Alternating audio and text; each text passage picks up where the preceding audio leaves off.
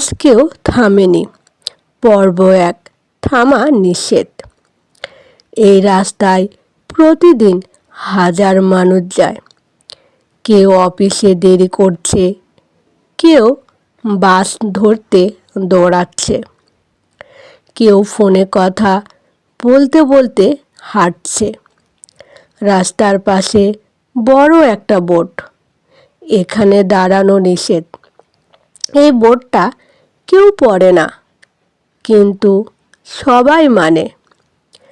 ফুটপাতের একদম ধারে পড়ে আছে একটা জুতো, একটাই, পুরনো, ছেঁড়া, ধুলো মাখা।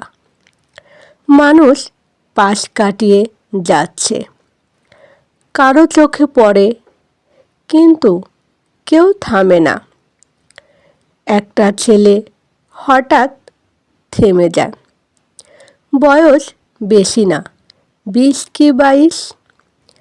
কাঁধে ব্যাগ, চোখে ক্লান্তি। সে জুতোটার দিকে তাকায়, তারপর চারপাশে। কেউ তাকাচ্ছে না। ছেলেটা জুতোটা তুলে নেয় আর ফুটপাতের একটু ভেতরে রাখে। ঠিক তখনই পেছন থেকে গলা, এইখানে দাঁড়িয়েছিস কেন? পুলিশ। ছেলেটা কিছু বলে না।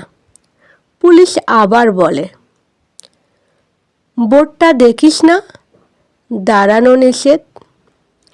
ছেলেটা নিচু গলায় বলে, জুতোটা একা ছিল।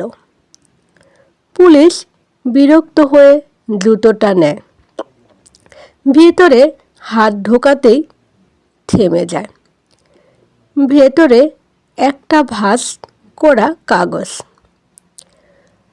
কাগজ খুলে পড়ে, যেদিন কেউ থামবে সেই দিন আমি উঠব। পুলিশ চুপ। চারপাশের মানুষও থামে।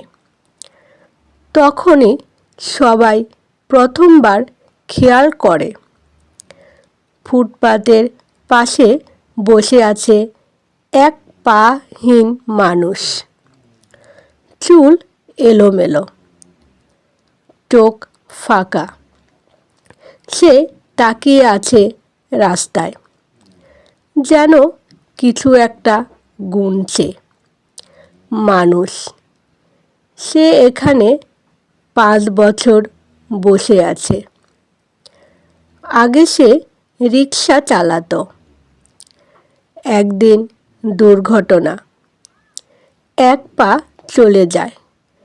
হাসপাতালে কেউ আসেনি, বন্ধু আসেনি, আত্মীয় না।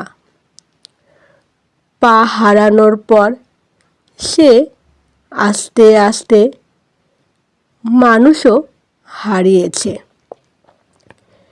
এই সাইনবোর্ডের নিচে বসেছে কারণ এখানে মানুষ বেশি, কিন্তু আইন আছে, থামা নিষেধ। কেউ সাহায্য করতে চাইলেও থামে না, ভয় পায়।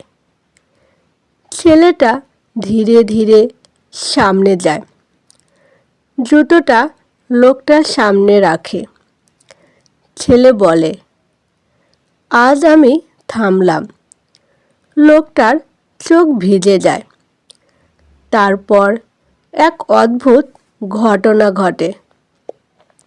আরও একজন থামে, তারপর আর একজন। কেউ পানি দেয়, কেউ খাবার, কেউ শুধু পাশে দাঁড়ায়।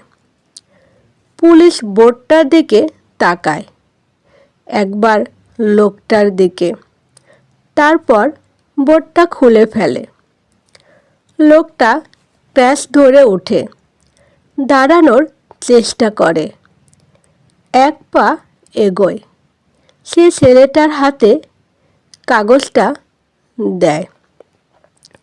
এবার নতুন লেখা, আজ আমি উঠেছি, কারণ আজ মানুষ থেমেছে। রাস্তা আবার চলতে শুরু করে, কিন্তু আগের মতো না, কারণ সবাই বুঝে গেছে সব আইন মানুষ বাঁচানোর জন্য হয় না।